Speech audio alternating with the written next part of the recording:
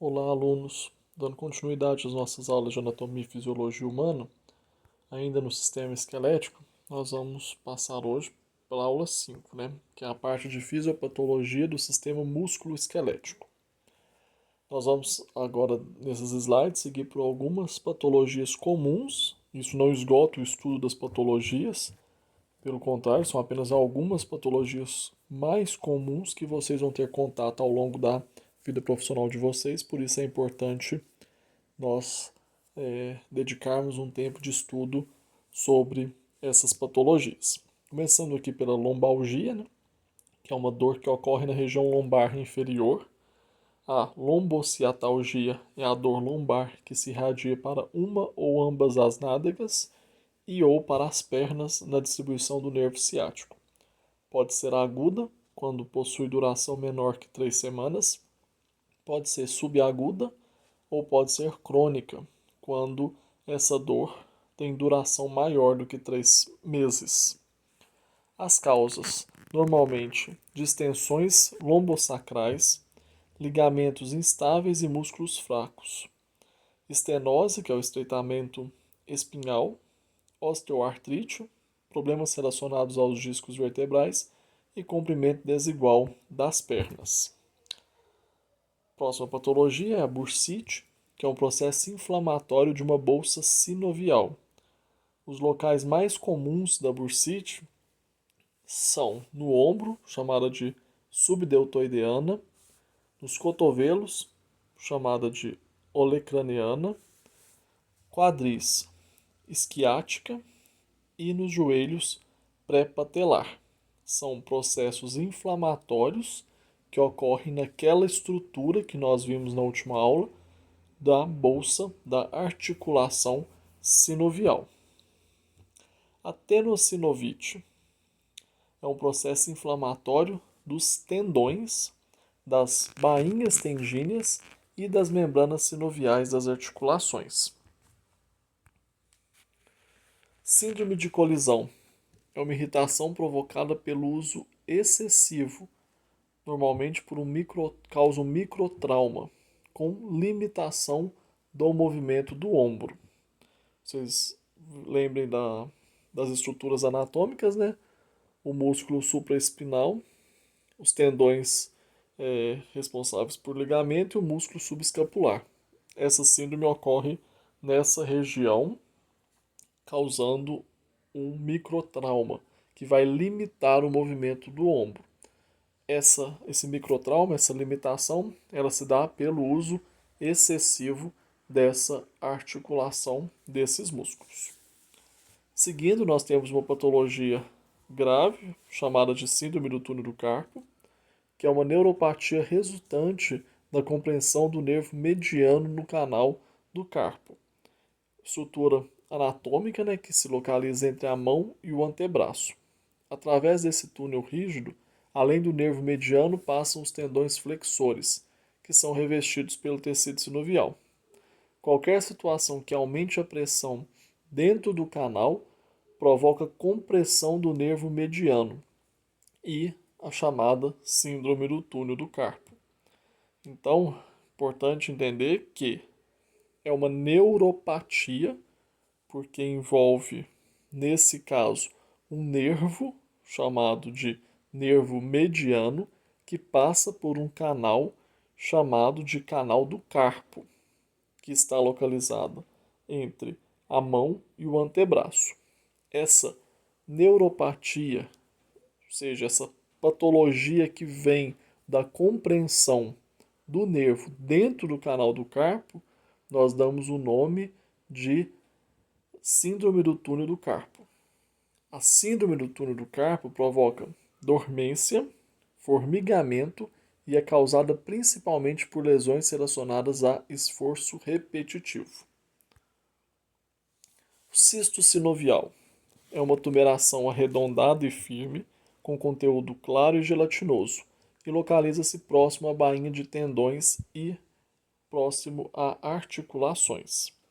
Vamos ver um caso clínico referente a esse cisto.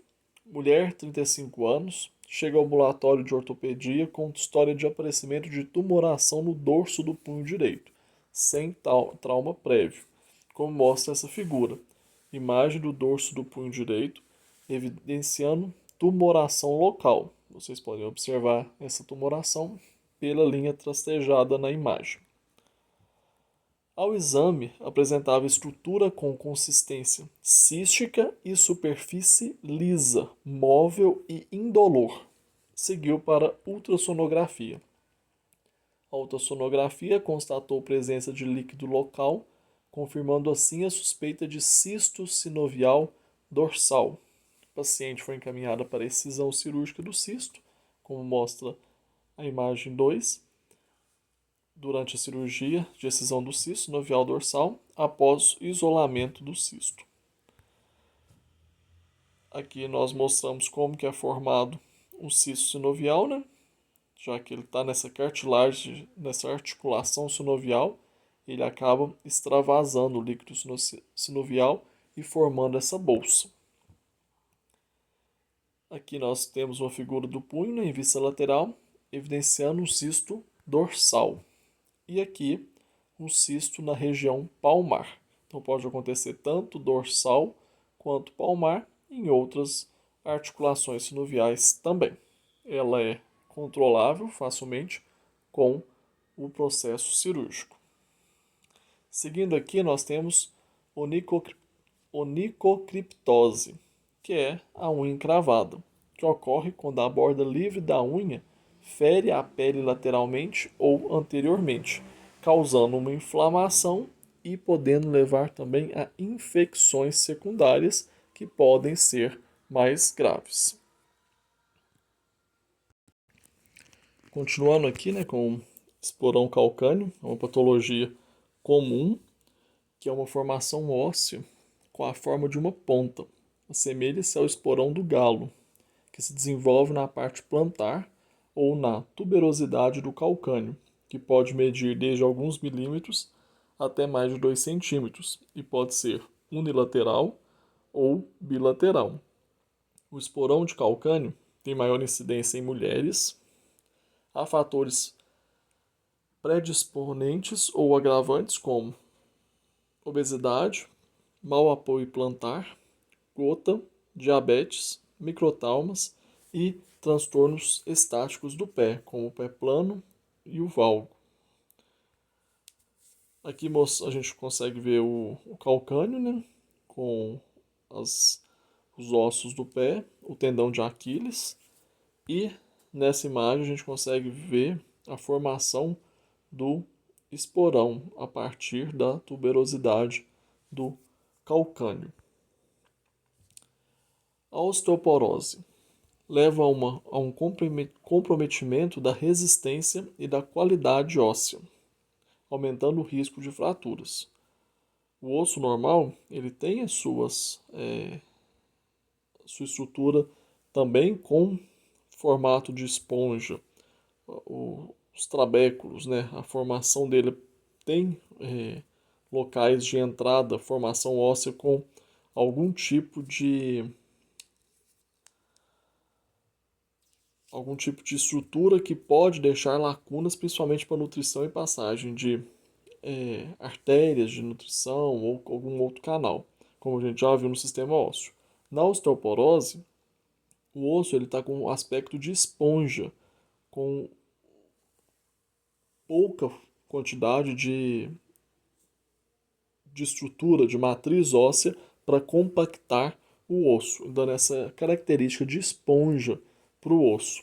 Essa característica de esponja, ela enfraquece, porque compromete a resistência, né, da estrutura óssea, deixa o osso fraco e pode levar a aumento do risco de fraturas.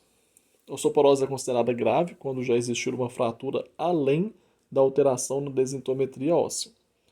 Nós classificamos a osteoporose em primária e secundária, sendo que a primária é considerada idiopática, ou seja, é a doença que surge por conta de um processo natural do envelhecimento e pela diminuição da quantidade de cálcio. E a causa secundária é quando outras doenças que comprometem a massa óssea são a causa do surgimento da osteoporose, como, por exemplo, anomalias endócrinas, neoplasias e doenças genéticas, ou também, em alguns casos, pode estar relacionado à utilização de medicamentos também, alguns tipos de medicamentos, que nós vamos ver principalmente no próximo período, quando você estiver em farmacologia, medicamentos que podem interferir aí na estrutura óssea. Passando aqui, nós temos alguns tipos de fraturas que são importantes, como a fratura do punho. Vocês podem ver aqui na imagem de radiografia, né, que os ossos do carpo são denominados cada estrutura com nomes específicos. Vocês não precisam decorar isso, mas precisam entender que cada osso que compõe os ossos do carpo tem um nome específico. E nós temos aqui no punho, né, além dos ossos do carpo, os ossos rádio e ulna. Então a fratura do punho está localizada nessa região entre o rádio, ulna e ossos do carpo. Como vocês podem ver aqui nessas radiografias de fratura do punho. Algumas fraturas podem acontecer em ambos os ossos do braço, né, como o rádio e a ulna, ou apenas em uma delas, ou pode comprometer também estruturas dos ossos do carpo, além do rádio e da ulna. Aqui nós vemos uma fratura de punho com uma fratura exposta do punho. Também é uma frequência desse tipo de fratura no ambiente hospitalar. Nós temos fratura por compressão vertebral, que é quando, por algum motivo, por alguma sobrecarga, a vértebra ela faz uma compressão e o osso, a vértebra, ela se perde, né? Ela se degrada, se compacta e faz essa compressão, diminuindo aí principalmente a espessura. Nessa fratura pode ter comprometimento também de nervos importantes. Nós temos fratura de bacia e fêmur, como vocês podem observar, a estrutura muito próxima, como nós vimos, né, que é a ligação aqui entre o osso ilho e o fêmur, e pode ocorrer fratura tanto do fêmur quanto da região articular entre o osso ilho e o fêmur, quanto também do ilho e do fêmur. Nós temos uma patologia chamada de osteomalácia, que é uma deficiência na mineralização dos ossos com consequente amolecimento e enfraquecimento do esqueleto. As causas mais comuns de osteomalácia é a síndrome de má absorção ou absorção insuficiente de cálcio, insuficiência de vitamina D, transtornos gastrointestinais como doença celíaca, ressecção do intestino delgado e doenças renais e hepáticas. O osso normal, vocês veem na primeira imagem, e o osso com osteomalácia, com esse aspecto mais esponjoso e curvo, vocês veem na segunda imagem. Seguindo, nós temos uma doença chamada de doença de Paget, que é uma doença de renovação óssea aumentada que afeta geralmente o crânio, fêmur, tíbia, ossos pélvicos e vértebras. Essa anormalidade no equilíbrio entre formação e degradação óssea causa distorção de ossos. Nesse caso, nós temos algumas características da doença de Paget do osso ou osteite, né, deformante. É a segunda doença óssea metabólica mais comum nos Estados Unidos. Nós temos um paciente com características de crânio aumentado, né, que pode levar também a cefaleia, surdez por causa da compressão do nervo do meato acústico, débito cardíaco aumentado por causa de grande vascularidade óssea, pode progredir para a falha de alto débito, cifose, dor nos ossos, mais comumente nas costas ou nos quadris, dor radicular com envolvimento da coluna, arqueamento dos membros, como pode acontecer também na osteomalácia, calor e sensibilidade aumentado sobre os ossos, volume aumentado dos membros. Aqui a gente mostra o que seria a cifose, né? Coluna normal, e essa curvatura da coluna vertebral, que é chamado de cifose. Nós temos uma patologia chamada de osteomielite, que é um processo infeccioso agudo ou crônico dos ossos, sendo o endósteo geralmente contaminado pela via hematogênica, que vai ocorrer uma translocação bacteriana nessa via hematogênica, que vai levar para o endósteo a bactéria que vai causar o processo infeccioso. O agente etiológico mais comum é o Staphylococcus aureus. Pode haver contaminação exógena através de fraturas expostas e também através de cirurgia. E ela é caracterizada pela degradação da estrutura do osso, descalcificação e necrose tecidual. O que é a osteomielite aguda? Geralmente acontece na infância. Micro-organismos chegam ao osso através da corrente sanguínea. Metáfise do osso longo, normalmente onde ocorre. Chegando ali na metáfise de osso longo, a partir da corrente sanguínea, o agente, o micro-organismo patógeno, vai comprometer essa estrutura e causar uma infecção.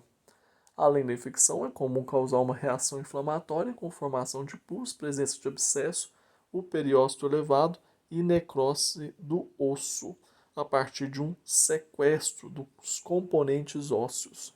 Então vocês podem ver aqui, né, o local de infecção inicial, o segmento privado do fluxo sanguíneo, um abscesso subperiostal, ocorre o sequestro, uma fístula, né, que vai ter aí a presença do abscesso, a formação do pus e, consequentemente, a necrose do osso através desse sequestro dos componentes da matriz óssea. As consequências vão de problema no desenvolvimento da criança, né, com artrite séptica, metáfise na cartilagem articular e danos à placa epifisária, que são os dois problemas, são graves e que vão levar à dificuldade, ao déficit de desenvolvimento da criança. Aqui nós podemos ver uma criança com osteomielite, né, a imagem, e em seguida nós conseguimos ver na radiografia o processo de abscesso, o processo de formação de pus e de necrose do osso. Nós temos a osteomielite aguda, né, que acontece em crianças de 6 meses, normalmente braço direito paralisado, edema e calor local, ferida próxima ao cotovelo direito e presença de pus. Aqui vocês vão ver esse caso clínico. Além disso, nós temos a possibilidade ainda de ter uma outra patologia chamada artrite séptica, onde o agente infeccioso mais frequente também é o Staphylococcus aureus.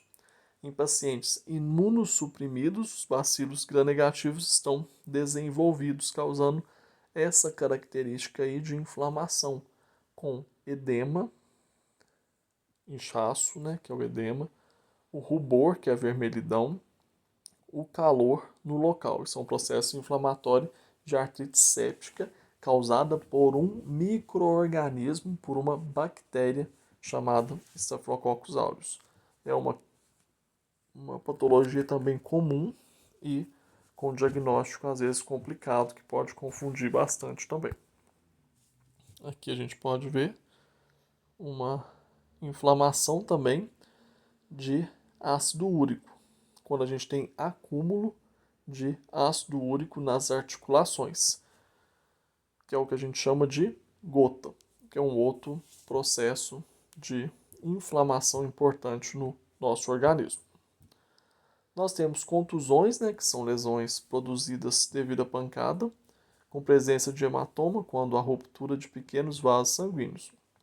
Ou seja, quando tem essa característica arroxeada aqui do hematoma, é porque, além da pancada, da contusão, houve rompimento, ruptura de vasos sanguíneos pequenos que fizeram esse extravasamento de sangue, dando essa coloração arroxeada.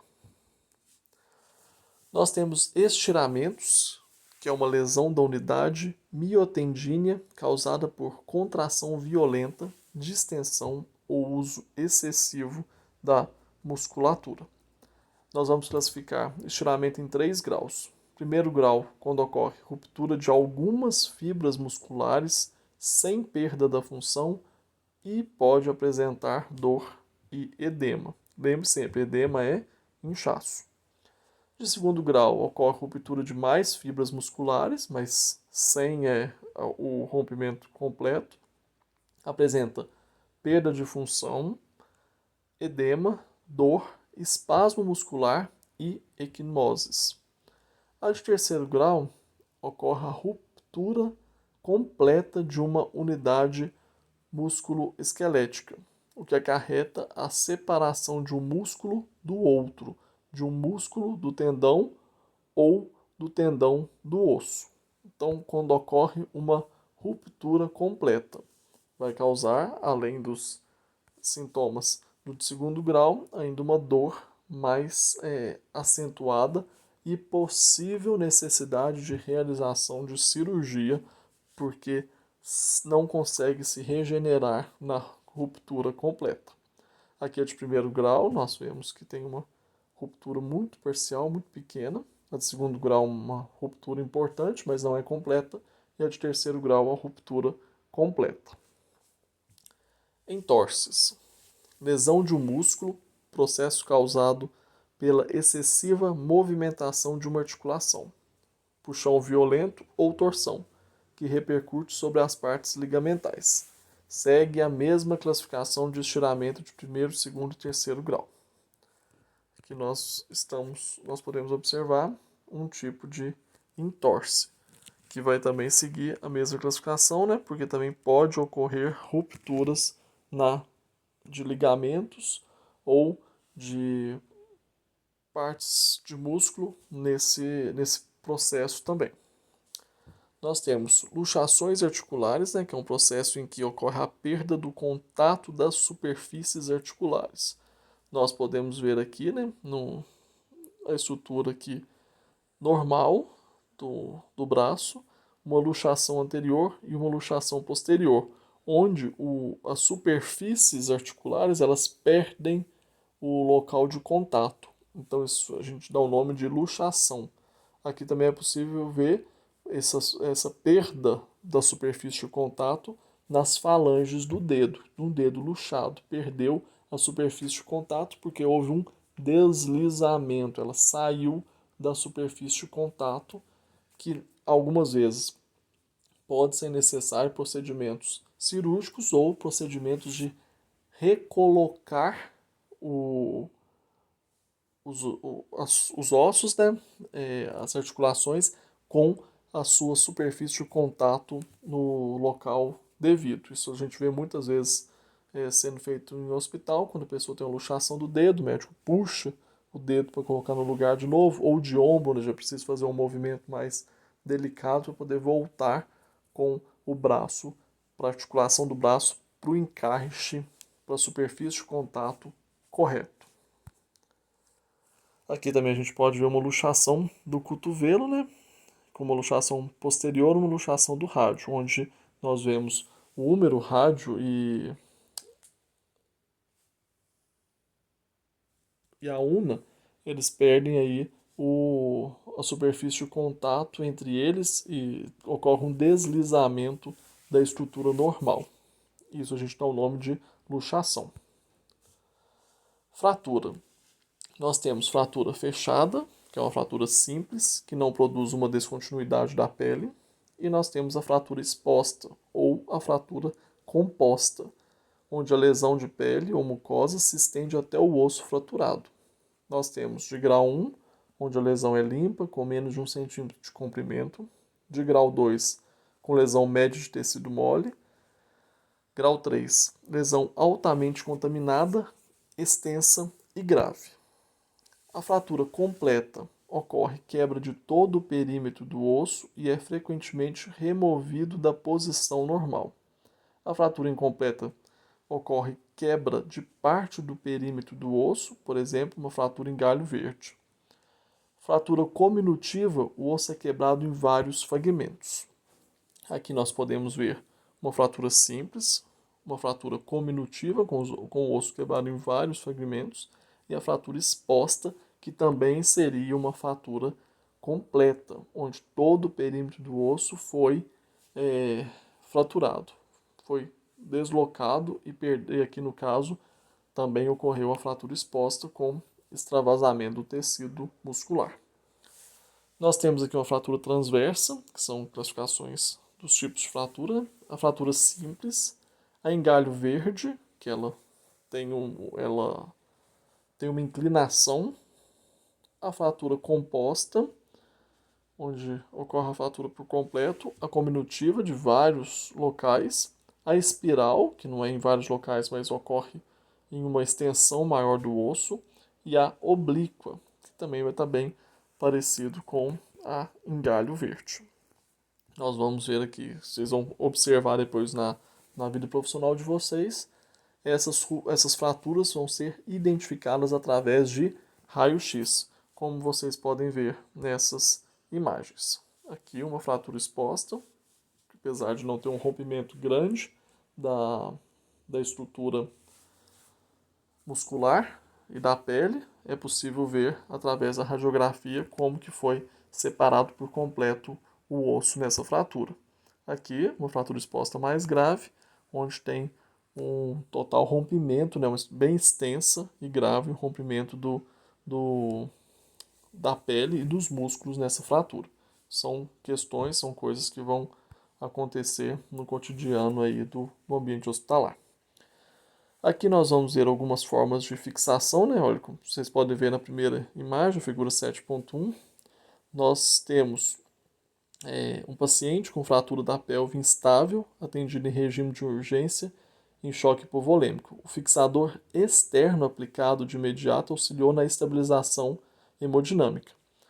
A primeira radiografia mostra aí a abertura da sínfise púbica, como vocês podem localizar. Observe lá na anatomia comum, na anatomia que nós vimos de esquelético, que entre o isquio, os ossos isquio, nós temos uma sínfise chamada de sínfise púbica, que é uma articulação. Essa sínfise púbica na primeira radiografia mostra-se aberta. É feito o ajuste a partir desse fixador externo, como vocês podem ver na figura B, e a radiografia obtida na imagem C, nós vemos um controle radiográfico evidenciando o fechamento da sínfise púbica e estabilização da pelve. Então, os pacientes com fratura da pelve são acompanhados por fisioterapeuta, inicialmente com o objetivo de evitar escaras, tromboembolismo e complicações pulmonares. Na evolução, ainda o combate de atrofia e rigidez. Além dessa fixação, é preciso fazer uma higienização muito adequada desse fixador externo e é necessário também tratamento fisioterapêutico para poder dar sequência ao tratamento. Mas observem aí que vocês vão ver no ambiente hospitalar, principalmente traumatologia, essa fixação externa para estabilização de fraturas. Aqui a gente também consegue ver uma fratura exposta, né, dos ossos da perna direita, estabilizado com o fixador externo. Esse paciente ficou por 6 semanas com o fixador externo, após o que fez imobilização em bota gessada, iniciando com descarga parcial do peso corporal. Aí deu sequência com fisioterapia também para controlar a atrofia e dar perda dos movimentos no joelho, tornozelo e demais articulações do pé, e foi estimulada imediatamente após o atendimento emergencial. A imagem A mostra a limpeza cirúrgica rigorosa que é necessário fazer numa fratura exposta. Alguns trabalhos demonstram que quando se utiliza mais de 10 litros de soro fisiológico na irrigação do ferimento exposto, o índice de infecção é menor do que quando se utiliza menos. Vocês, se trabalharem em bloco cirúrgico de traumatologia, ortopedia, vão ver essa limpeza aí de fratura exposta sendo realizada de forma muito abundante. Às vezes vocês vão pensar até que é um exagero que está sendo feito, mas não. É a partir de dados de artigos científicos, de publicações, de experiência clínica, mostra que a limpeza da fratura exposta deve ser uma limpeza rigorosa. E nós vemos aqui, né, nas imagens B e C, fixador externo mantendo a estabilização da fratura. Nota no detalhe, né, o enxerto de pele total proveniente da região inguinal. Nesse caso, a região cruenta, né, com exposição do tecido celular subcutâneo, foi recoberta no 7º dia do pós-operatório. Então também necessitou aí de fazer um enxerto, além da fixação externa para estabilização da fratura e demandou aí um cuidado de enfermagem muito grande no pós-operatório e no até a reabilitação completa. Aqui a gente vê aquelas placas fixadoras, a gente viu de externo, né? E agora alguns internos. A placa, o pino intramedular, que passa por dentro do osso, e as duas opções, como por exemplo a placa com o parafuso fixando, além do pino intramedular, que também pode ser utilizado em conjunto. Nós vemos aqui nessa sínfise púbica, essa primeira imagem, uma fixação com placa e parafuso. Pode ser necessário fazer essa fixação com placa e parafuso e não apenas com o fixador externo. Aqui a gente vê uma tíbia fraturada, onde foi necessário a colocação do pino intramedular. E nós temos aqui nessa terceira imagem, do lado direito, uma fratura de fêmur, bem próximo à cabeça do fêmur, onde foi necessário, além da fixação da placa com os parafusos, do pino intramedular, passando em direção aí à articulação de ligação com o osso ilho, da articulação do quadril. Além das fraturas, nós temos ainda processos chamados que pode ocorrer, né, de amputação, que é a retirada de uma extremidade do corpo em decorrência de acidentes, traumatismo, queimadura, congelamento, de doenças como problemas vasculares periféricos, diabetes mellitus, neoplasia maligna ou de malformação congênita.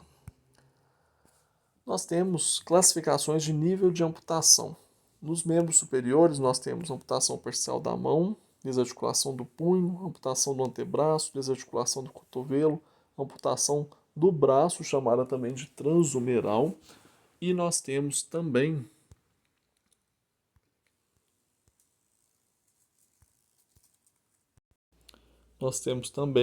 a amputação completa, né, do braço pela desarticulação de ombro, chamada de transescapulotorácica.